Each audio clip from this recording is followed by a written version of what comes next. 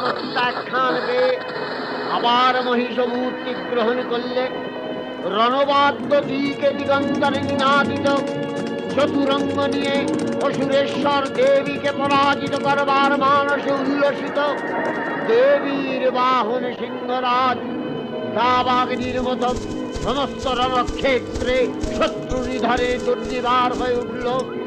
নানা প্রহরণধারিণী দেবী দুর্গা মধুপান বিস্তার করলে।